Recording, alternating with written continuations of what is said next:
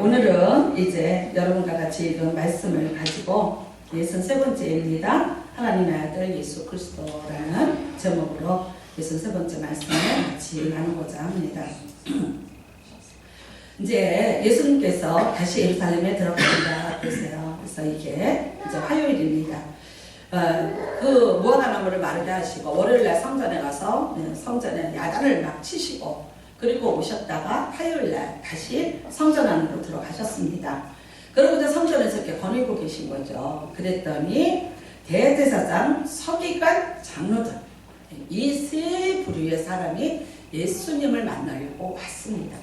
지금까지 예수님을 쫓아다녔던 사람들 그리고 반대했던 사람은 그냥 바리새인과 사두개인들 이랬습니다.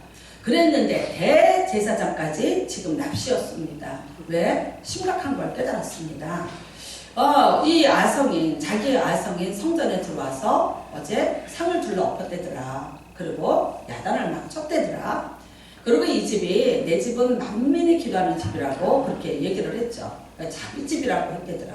그러니까 도대체 어떤 사람이 이런 경고망동한 짓을 했느냐. 물론 뭐 풍문에 여러 가지 이야기를 들었었지만 대수롭지 않게 여겼었죠. 왜? 그런 사람들이 뭐 여러 명이 또 있다 가고 없어지고 그랬으니까 그러다 말겠지 했는데 이제는 6월절날 사람들이 다 모였는데 내 코앞에서 지금 이런 일을 했다는 거죠.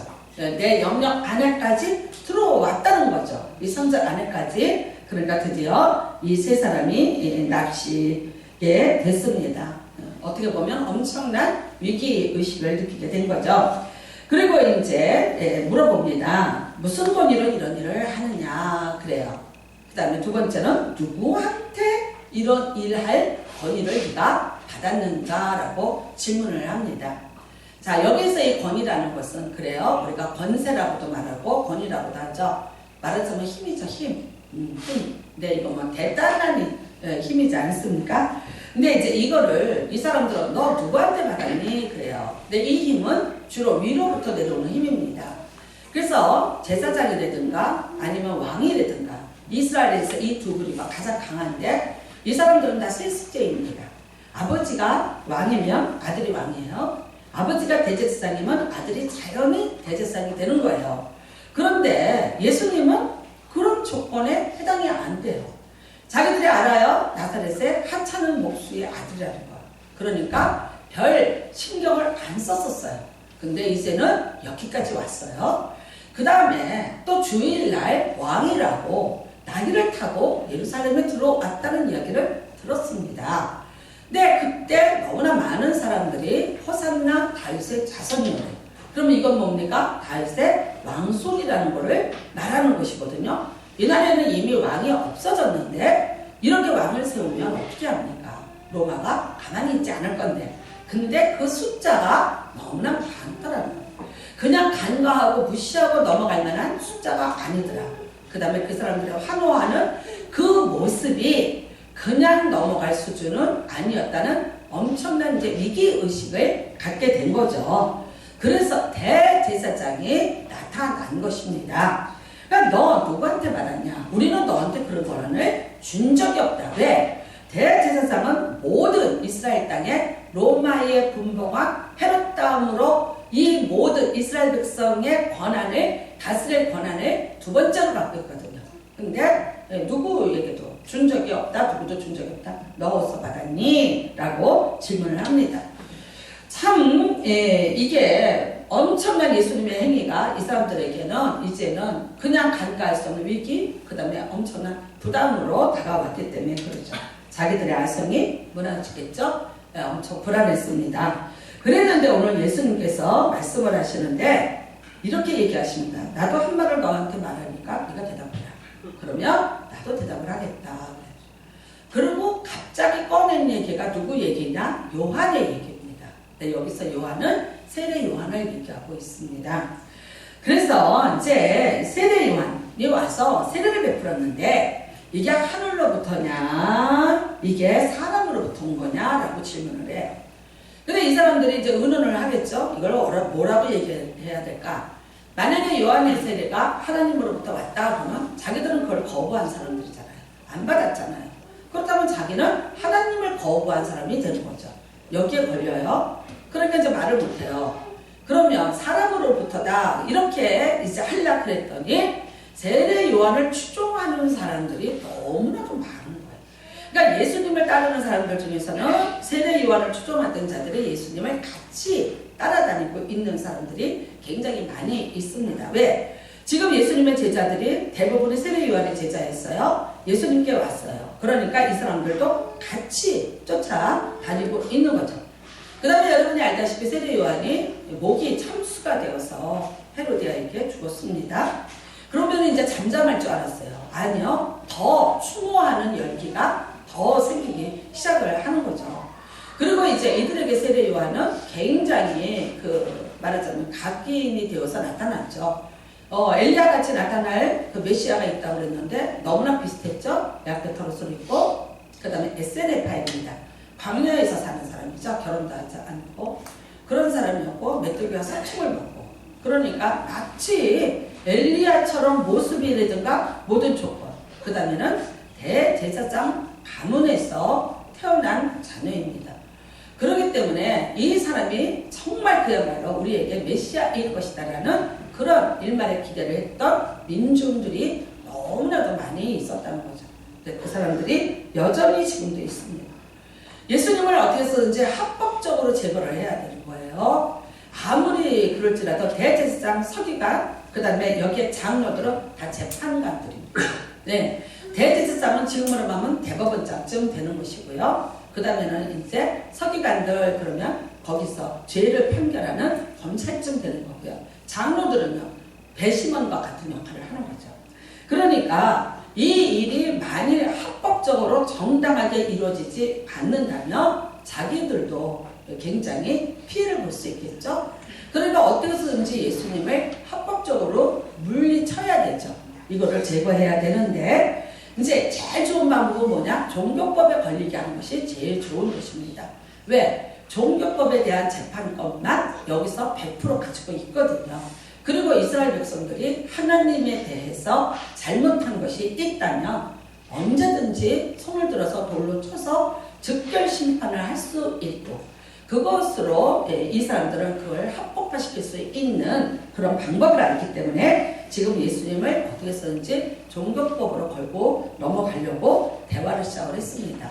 이 많은 사람들이 예수님을 찾아왔다면 얼마나 고심하고 왔을까요? 여러 가지를 고심을 해보고 방법을 생각하면서 이제 예수님을 찾아왔습니다. 그렇다면 여러분 왜 예수님은 이 순간에 갑자기 세례 요한의 이야기로 이 이야기를 바꾸셨냐는 거예요. 나 그 사람들은 얘기를 못하죠. 이렇게 하면 이렇게 걸리고 이렇게 하면 이렇게 걸려요. 그러니까 진퇴양난이라는 거죠. 그러니까 예수님이 뭐라고 말씀하셔요? 네가 대답을 안 하면 나도 대답을 안 하겠다. 어떻게 보면 우리가 보면요. 아니면 속 시원히 얘기해 주시지. 내가 누구라고. 그런데 왜 그 얘기를 안 해주시고 이렇게 그냥 말하자면 피하시는 것 같이 하실까? 어떻게 보면 굉장히 우유부단하실 것도 같고요. 그 다음에 또 이제 이 위기에서 그냥 빠져나가기 위한 어쩌면 이렇게 대화하는 걸 보면 오히려 예수님이 준비가 덜 되어서 이 이야기에서 슬그머니 뒤로 빠지시는 듯한 그런 모습을 볼 수 있습니다. 그렇지만 예수님께서 오늘 이 장면에서 정말 이 맞대결한 이 장면에서 세례 요한을 이야기하신 것에는 너무나도 큰 의미가 있는 거죠. 여러분 세례 요한이 왔습니다. 그의 첫 번째 메시지가 뭡니까? 회개하라. 천국이 가까웠다. 네. 그래서 많은 사람들이 이 메시지에 감동을 받고 이제 요단강에서 세례라는 걸 받았죠. 그러니까 완전히 물침례를 받는 걸 받았습니다. 놀라운 일이었습니다. 어떤 한 사람이 나타나서 회개하라 그랬어요. 무슨 뜻입니까? 네가 죄가 있다는 것을 인정해라. 그거였죠. 내가 누가 그거를 인정하기 좋아하겠어요. 그래도 불구하고 한 사람 두 사람 그러더니 너무나도 많은 사람들이 이 요단강에 와서 계속해서 침례를 받는 거죠. 나중에 예수님도 오셔서 여기서 침례를 같이 받지 않으셨습니까? 이 세례 요한은 예수님의 길을 예비하러 왔습니다. 근데 그 길을 예비하는 것이 무엇을 예비하러 왔냐는 거예요. 회개하라는 거죠. 천국인 예수 그리스도가 오고 계시니까 그 예수 그리스도를 맞이하기 위해서 해야 될 일이 뭔가? 우리가 죄가 있다고 고백하고 그 죄를 내어놓고 회개라는 걸 하자. 우리가 죄를 인정하자. 그리고 그 죄에서 돌이키자는 거죠. 그런데 그거를 행위로서 보여준 것이 요한의 물세례인 것이죠. 그래서 뭐라 그럽니까? 우리가 이 요한을 세례 요한이라고 그렇게 얘기를 하고 있습니다. 네, 여러분. 이제 강력한 메시지로서 온 국민들에게 이 세례 요한이 어필하고 있습니다. 네. 예수님이 오셔서 세례를 받으셨어요. 그리고 이제 40일 금식 기도가 끝나고 나신 다음에 예수님께서 바로 공생애를 시작을 하셨습니다. 그때 예수님의 말씀은 뭐였습니까?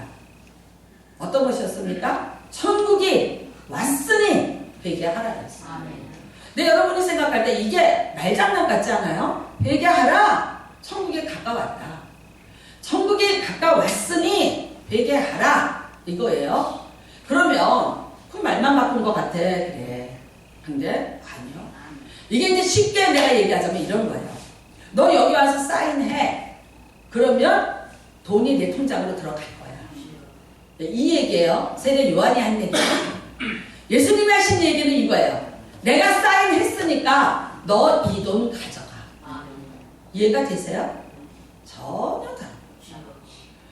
세례 요한에게는 조건이 있었어요. 천국이 가까워오는데 천국을 맞이해야 되는 조건이 뭐였어요? 회개하라. 너 여기다 사인해. 이거예요. 그런데 예수님은요. 그 조건을 뛰어넘어갔어요. 그 조건보다 먼저가 뭐예요? 천국이 왔어. 천국이 내게 가까이 왔으니까 그 다음에 어떻게? 그러므로 네가 회개 좀 할래? 이거예요. 너한테 내가 이미 사인했어. 그러니까 너 이거 이제 가져가서 내가 누려. 이 뜻입니다. 너무나 다르죠. 여러분 내가 은행에 가서 돈을 찾으려면 사인을 해야 되면 어떻게 돼요? 많은 조건이 있어요. 은행의 계좌에 돈이 있나요? 얼마가 있나요? 그러면 내가 그 한도 내에서 내가 사인을 하고 돈을 찾아갈게요. 라는 거죠. 그런데 아니에요.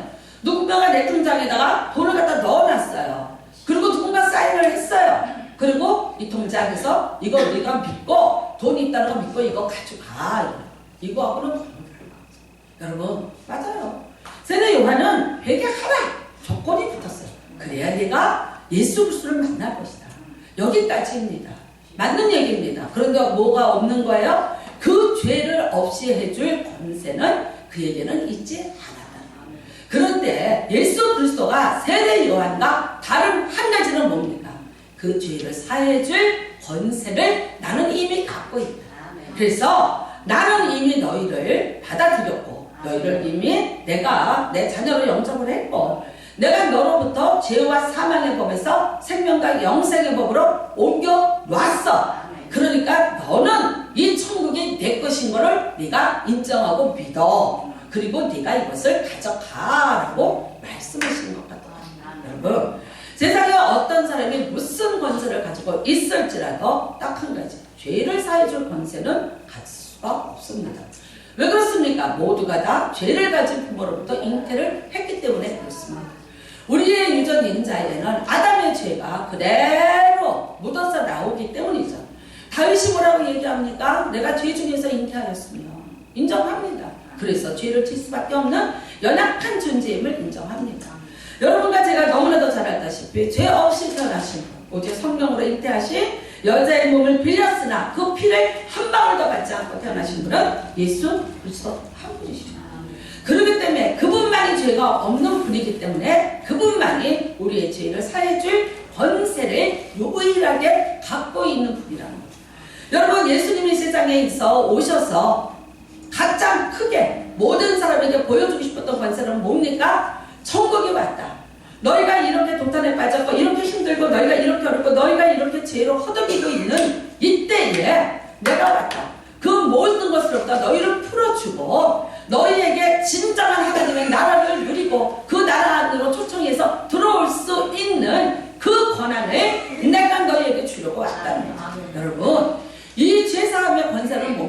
이거는 마치 내가 엄청난 세창살 속에 갇혀 있었는데 이것을 열어줄 수 있는 열쇠와 같아요.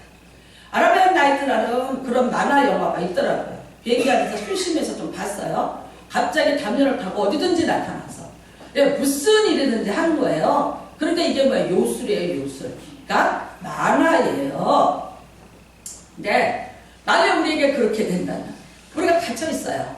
어딘가에 정말 누군가에 의해서 우리가 갇혀 있다고요. 근데 너 여기서 나가도 돼 하고 누군가 나에게 열쇠를 갖다 줬어요. 그랬더니 그 열쇠를 열었더니 내가 거기서 나갈 수 있더라. 이게 뭐예요? 죄사함의 권세인 겁니다. 다시 내가 나가서 하나님을 만날 수 있어요. 내가 자유롭게 살 수 있어요. 내가 다시 나의 삶을 살아갈 수가 있는 그런 내가 조건을 충족시키는 거예요. 이게 뭡니까? 죄사함의 권세. 근데 이게 누구한테 있어요? 저한테도 없고 여러분한테도 없어요. 아무에게도 없어요. 이거는 오직 한 분, 예수 그리스도만이 갖고 계시는 권세라고 합니다. 누구로부터 그 권한을 받았냐? 누가 너희가 줬냐? 예수 그리스도가 아버지로부터 받은 권세이고요. 아버지가 아들에게만 준 권세이고요. 세상에서 아들만이 할 수 있는 권세, 이 권세를 준 거죠. 세상에 누구한테 받은 게 아니죠. 여러분, 이 사람들은 자기가 대제사이고 또 서기관이고 장로들이고 재판권을 갖고 있습니다. 자기들이 갖고 있는 이 권한 밑에서 쩔쩔매고 죄인도 되고 의인도 되고 유전무죄도 되고 무전유죄도 될 수 있는 이런 정말 실고의 권한을 가지고 이들이 살고 있어요. 근데 이 권한에 누군가가 감히 도전을 하죠. 근데 이 권한 결국 어떻게 됐습니까? 지금으로부터 40년 뒤에 이 권한은 산산조각이 나서 없어져 버립니다. 왜 그렇습니까? 망했습니다.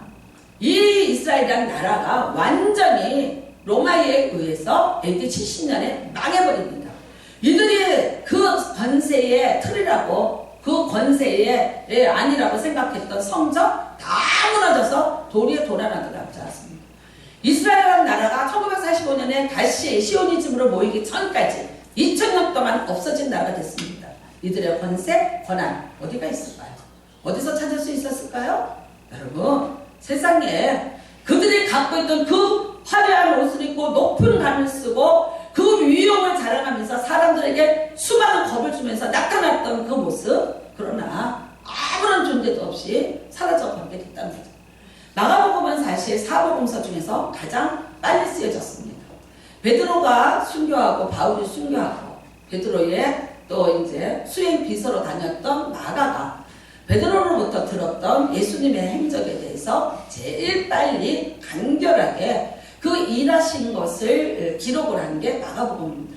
그러니까 이게 65년에서 70년 사이에 쓰여졌다고 하죠. 어쩌면 지금 마가는요, 이 글을, 이 마가복음을 기록할 때 이미 성전이 무너진 것을 보면서 이 말씀을 기록했을 수도 있다는 것이다. 세상의 권세의 끝을 그가 보고 이것을 얘기를 지금 하고 있는 것입니다. 저는 예전에 빠삐용이라는 영화를 봤습니다. 네, 정말 이렇게 충격적이었죠. 섬 하나가 다 감옥이에요. 그리고 이제 그 섬에서 만일 탈출을 한다면 주변에 상어떼들이 많고, 네, 그리고 이제 육지까지는 도저히 인간으로서는 수영을 해서 빠져나갈 수 없는, 그래서 한 사람도 탈옥을 감히 꿈도 꿀 수 없는 곳, 그런 곳에다가 가둬놨습니다. 그런데 이 빠삐용이라는 사람은 너무나도 다른 사람들과 같이 아예 여기 왔을 때는 죽을 때까지 여기를 못 나간다. 우리는 죽어서도 여기에 버려지고 상어밥이 되면 이걸로 끝이다라고 다 포기하고 왔는데도 이 사람은 그거를 포기를 안 해요.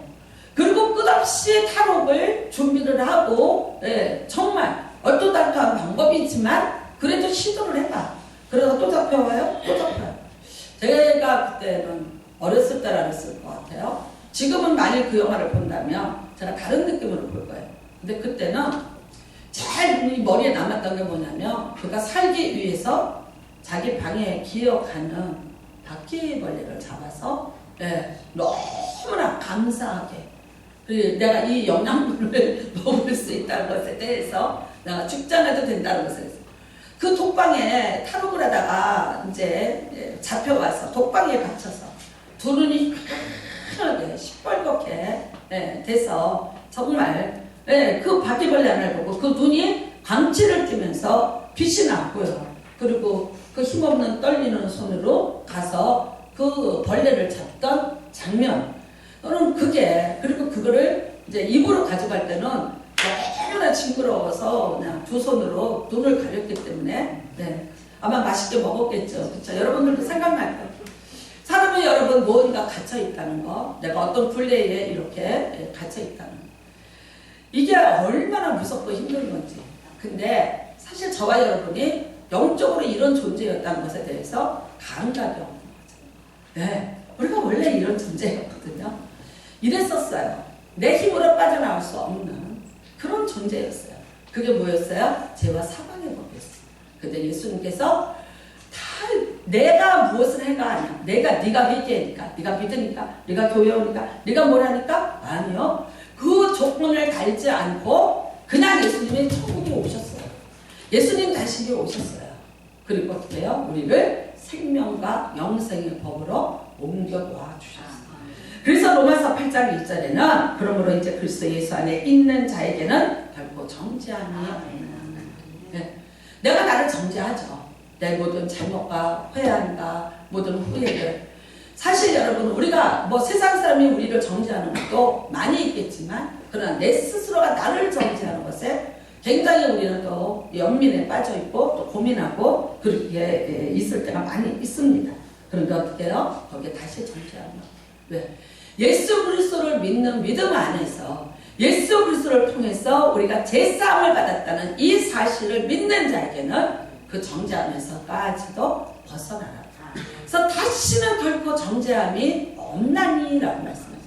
다시는 정죄하지 않는. 그래서 어떻게 해요? 우리의 모든 죄와 허물에 대해서 사해 주시는 그 은혜를 우리가 누린다는 거예요. 그 은혜가 누구에게 있습니까? 오직 예수 그리스도 한 분뿐입니다. 저는 여러분 이 땅에서 권세를 가진 자, 정말 부모로부터 권세를 가진 자 누구예요? 가까이 있는 사람 하나 있잖아요. 김정은. 제가 뉴스를 이렇게 보면서 트럼프하고 김정은이가 만나. 근데 정말 30대예요. 키도 조그맣고 땅땅하고. 근데 그 등치 큰 노인네 트럼프 앞에서 나름대로 그래도 당당해. 나름대로. 뭐 예전에는 이런 말이 있으면 이제 공산법에 걸려서 이제 저기 남양동으로 끌려가겠지만 요즘은 아니잖아요. 근데 여러분 진짜 그래도 그게 광산 김씨의 후손이잖아.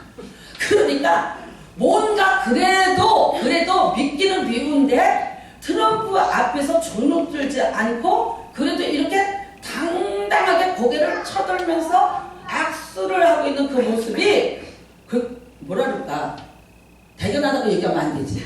방공법에 걸려. 근데 그냥 그래도 키도 커더라고. 그러면서 우리가 얘기했어요. 앉아서 보면서 제가 뭐 때문에 저렇게 당당할까? 뭐 때문에 당당할까? 근데 그거를 어떤 북한에서 넘어온 사람이 얘기를 하더라고요. 당당할 수밖에 없다는 거예요. 왜? 어렸을 때부터 황태자였다는 거죠. 태어나면서부터 할아버지가 아버지가. 그러니까 태어나보니까 자기가 황태자 집안인 거야. 그러니까요. 위에 것에만 공부를 했고 위에 노릇하는 것만 봤지 밑에 이거 모른다는 거예요. 기 죽을 일이 없다는 거예요. 그 다음에 제가 생각한 거예요. 제가 속으로 이렇게 생각할 것 같아. 트럼프, 너 지금 대통령이야. 근데 너 언제 그 자리에서 쫓겨날 줄 몰라. 너 키케야 잘하면 5년? 아니면 1년? 그치? 난 영원해.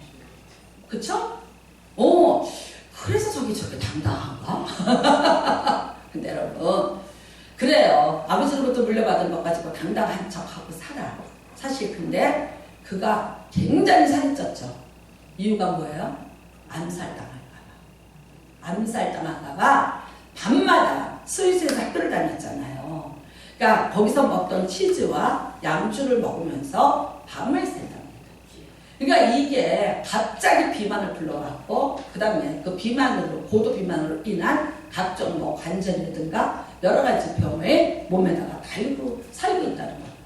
얼마나 불안하면 여러분 세상의 권세라는 게 그거예요. 지금 아마 전 세계에서 최고의 권세 누가 가지고 있을까? 김정은이죠. 네, 이 중에서 한번 물어볼게요. 그 김정은이 자리에 내가 갔으면 좋겠네 하는 사람이 있으면 한번 손 들어보세요. 네, 제가 생각할 때는 글쎄 없나니 없을 것 같아요. 아니 그 무서운 그렇잖아요. 그 무거운 집을 치고 어떤 분이 이러시더라고요. 네, 우리가 부러워하는 재벌이시죠. 근데 그분이 아버지가 갑자기 심장마비로 돌아가셨어요. 그리고 이제 장례를 치르고 후계자가 된 거죠. 가서 신입 이제 인사를 하는 거죠. 전 회사 직원이 마당에 다 모였다는 거예요. 근데 1000명이더라고요. 근데 그 순간에 이런 기업을 나한테 물려주신 아버지가 고마운 게 아니라 그 사람들의 눈을 보면서 이 생각이 들더래요. 저 사람들을 내가 다 책임져야 돼? 저 사람들을 내가 먹여 살려야 되는 거야? 내가 이걸 지금 해야 되는 거야? 그 순간에 그분이 공황장애 가서 왔어요. 아주 극심한 공황장애예요. 이분이 심지어 여러분 1년에 그 큰 집을 1년에 제가 3번 이사하는 걸 봤어요. 왜 하는 줄 아세요? 그 집은 이사를 하려면요. 이 이삿짐 센터가 여러 군데서 와요. 대형 가전제품 옮기는 데서 다시 와서 특수 이사를 해야만 해요. 가는 데마다 집수리 해야 돼요. 네, 또 이거 다시 인테리어 해야 돼요. 그러는데 그거를 1년에 3번을 하고 그 부인이 온몸에 병이 들었어요. 왜 이사를 이렇게 해요? 밤에 그 집에서 잠을 못 자는 거예요. 그 큰 집에 대한민국에서 제일 비싼 데서 그 큰 침대 속에서 이분이 잠을 못 자. 왜? 우리는 아니 가만히 있었는데 아버지가 그 많은 재산을 물려줬는데 그리고 이제 호령하는 회장님이 되셨는데 얼마나 좋을까라고 생각을 했어요. 근데 뜻밖의 이야기를 그분이 하시더라고요. 그리고 하시는 말, 내가 예수를 믿고 싶다. 내가 예수를 믿고 편안해지고 싶다. 근데 가서 미치겠다. 어느 날 제가 그분의 집에를 갔었어요. 그랬더니 그 사모님이 11시에 출근을 하는 거예요. 사람들을 안 만나요. 직원들을 안 만나고 그 직장은 이제 지방에 있는데 서울에서 그냥 말하자면 화상으로 일을 보고 들어오시는 거예요. 그 11시쯤 나가는데 제가 그때 마침 예배를 드리러 거기가 있었어요. 그랬더니 빨리 제 귀에다 대고 우리 남편 나가니까 산만 붙잡고 기도 좀 해주세요. 잠 좀 자게 해주세요. 그래서 제가 이제 있었어요. 오셨어요. 그러니까 여보 좀 기도 받으라고 그랬더니 알겠다고 의자에 앉으셨어요. 제가 3분을 했겠어요. 13분을 했겠어요. 제가 한 번 기회를 잡았는데 3분 하고 끝내겠어요. 에라 모르겠다. 할 때까지 했어요. 할 때까지. 뭐 회장인데 어차피 뭐 출근하는 거 뭐 알아서 하시고 나는 할 말을 다 하겠다. 근데 첫 마디가 제가 기억해요. 하나님 믿고 싶어 합니다. 하나님 알고 싶어 합니다. 그런데 사람의 머리로 믿어지지가 않습니다. 성령께서 강하게 임하여 주셔서 믿을 수 있도록 도와주세요. 그리고 이제 내쫓고 조금 뭐 제 식대로 했어요. 뭐 자기 회사 가서는 회장님이지만 나한테 기도받으면 나는 성도니까 등도 때리고 기도하고 나가라 그러고 했어요. 그런데 그 부인이 참 영민해요. 뭐 회장 부인은 그렇게 사는 거야. 저녁에 왔는데 무조건 무릎 꿇고요. 손 들었대요. 여보 내가 너무 잘못했어. 내가 너무 실수했어. 여보 정말 용서해줘 이랬대요. 왜? 아니 3분만이라 했는데 제가 뭐 한 20분 했어. 네, 했으니까. 그리고 때려가면서 등을 때린 건 아니야. 그렇지만 강하게 제가 눌러가면서 기도를 했으니까 얼마나 황당했겠어요 이분이. 그러니까 이제 큰일 났다. 오늘 죽었다. 이제 이러고 있었다니까. 근데 왜 그래? 그러더니 이러더래요. 근데 그 여자 목사 한 말이 다 맞아. 나 믿고 싶어? 근데 안 믿어져. 근데 뭐 어떻게 하면 또 믿어진다며?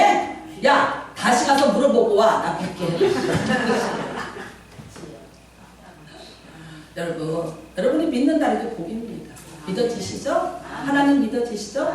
여러분 예수 그리스도한테 내가 이런 권세를 받았다는 게 믿어지시죠? 세상에 권세가 없다고 여러분이 울먹이세요.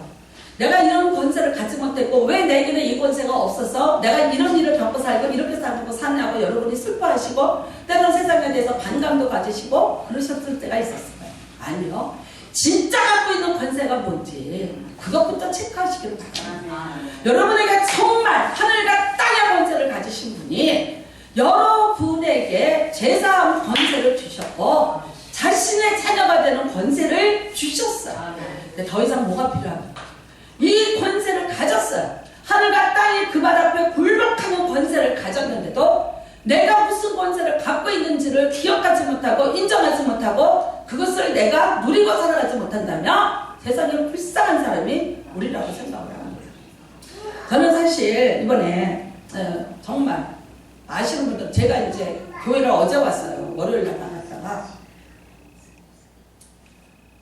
딸이 미국에서 살잖아요. 근데 저희가 브리스터키 간다니까 제가 이번 기회 아니면 자기가 언제 가보겠냐고 엄마랑 나갈래 그러더라고요. 그리고 나 이렇게 일만 하고 살면 답답해. 나 좀 나갔다 와야 돼. 나도 좀 쉬어야 돼 이러더라고요.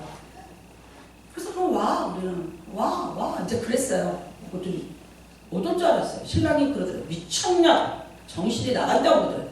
아 그렇죠. 애들이 둘이나 있는데 뭐 이제 고등학교 들어가고 뭐 했지만 그래도 5학년짜리도 있고 그러니까. 근데 고등학교 1학년짜리 딸이 엄마 걱정하지 말고 가. 내가 다 알아서 할게. 그러더래요. 그래서 나왔어요. 나오는데 그러더라고요. 이번에 나갈 때 내가 건강검진 한번 받아볼 거야. 그래요. 그래서 알아서 하라고.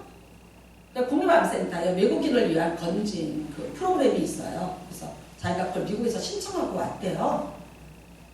왜 받으려고 그래? 그랬더니 자꾸 머리가 빠져. 그러니까 갑상선에 혹시 무슨 문제가 있나 싶어서 검사를 받는다고. 그래서 그러냐.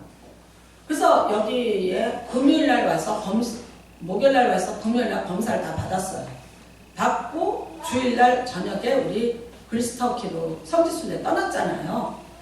떠나고서는 이제 금요일날 그 다음 주 금요일날 돌아왔는데 결과표가 나온 거예요. 나왔는데 왼쪽에 이상이 있다. 이걸 빨리 가서 검사를 해. 조직 검사를 해라. 근데 수정이가 여행 중에 한번 얘기하더라고요. 뭐 쌤지를 재고 그럴 때 좀 기분이 안 좋더라. 그래요. 아이고 너 뭐 제가 목을 봐도 그렇지도 않아. 그래서 뭐 별일 있겠어. 요새 양성목도 많아. 이제 이러고 말았어요. 그러고는 국립암센터에 연락을 했더니 이게 언제 이제 시간이 잡힐지를 좀 모르는데 시간을 끄는데 저는 얘가 빨리 미국을 들어가야 되니까 그래서 이제 어떤 아는 분한테 얘기를 해서 다른 그 대학병원으로 연락을 했어요.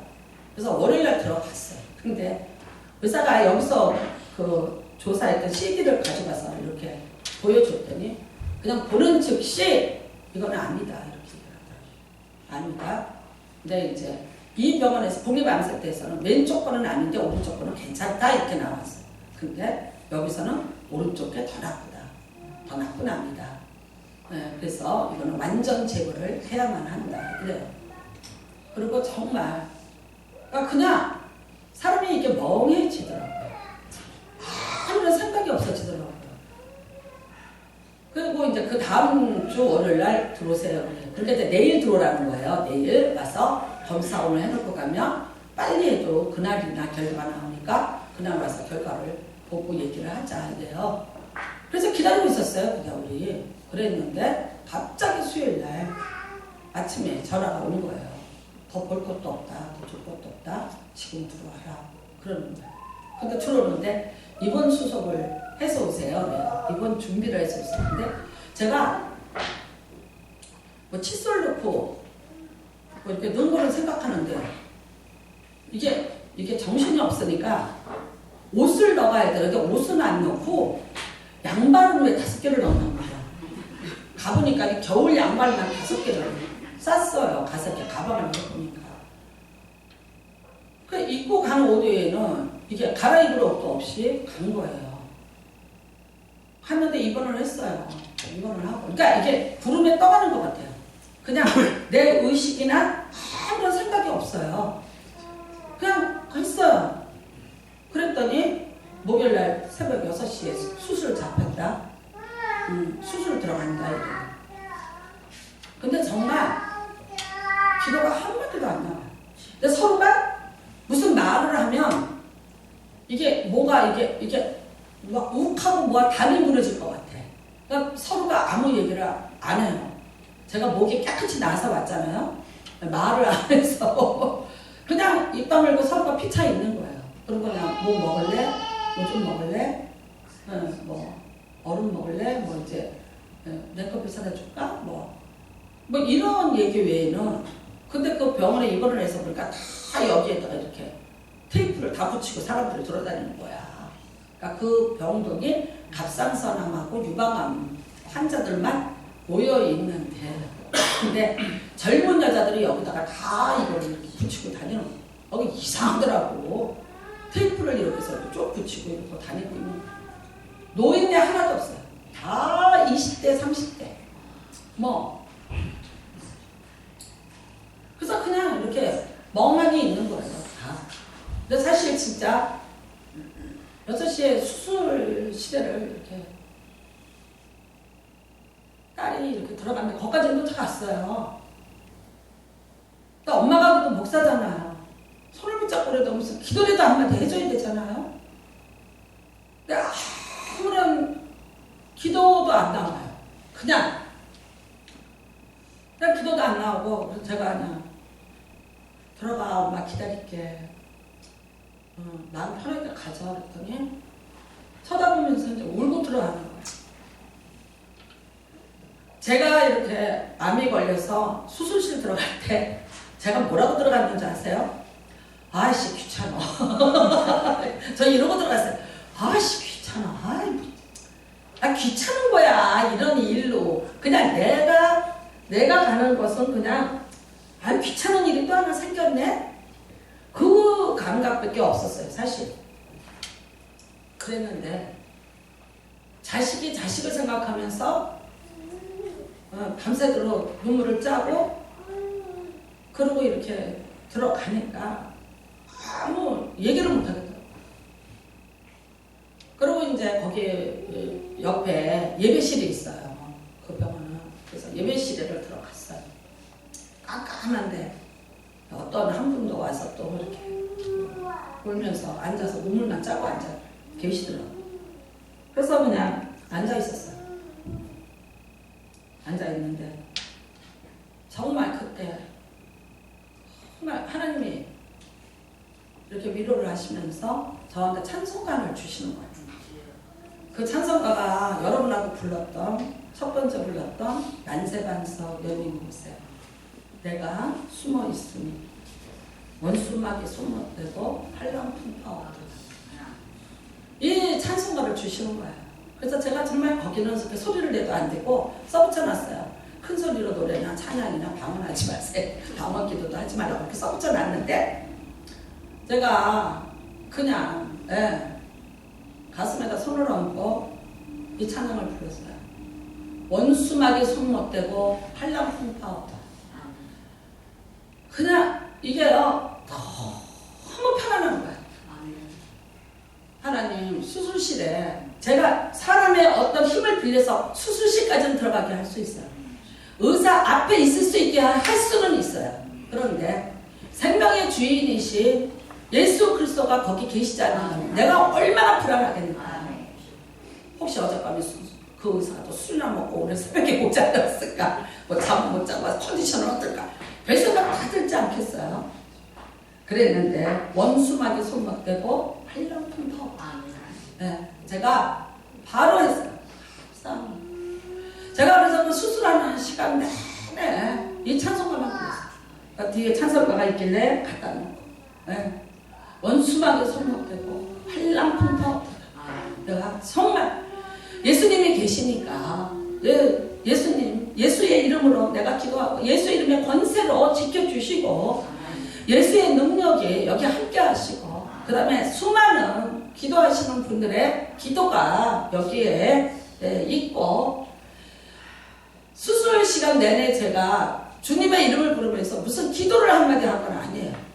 근데 그냥 원수막에 손 맞대고 팔랑풍파 이 찬송가 정말 제가 거기서 무슨 생각 내가 만약 예수가 없었다면 내가 만약 예수를 믿지 않았다면 사람의 내 인생에 이런 일을 만날 수 있을까? 이런 일을 당할까? 왜 이런 일을 자꾸 이렇게 겪어야 되는가? 수많은 질문을 할 수 있어요. 그런데 여러분 여기 있으면 그런 얘기를 해요. 그런데 그 안병동에 들어가면 그런 얘기를 아무도 못해요. 심지어 8살 먹은 애가 암 수술하러 들어왔더래요. 조금 이따 자기가 수술하고 깨서 나오는데 8살 먹은 애가 울면서 수술실로 들어가는 걸 봤다는 거예요. 근데 걔 써있는 팻말을 보니까 무슨 암이라고 이렇게 써있더라는 거예요. 세상에 누가 안전할 수가 있겠어요. 여러분 우리가 이 땅에 살고 예수를 믿는다 해서 어떤 풍파도 안 만나고 어떤 질병에도 안 만나고 어떤 문제도 안 만나고 그냥 꽃길을 걷고 황금길을 걷고 사는 건 아니에요.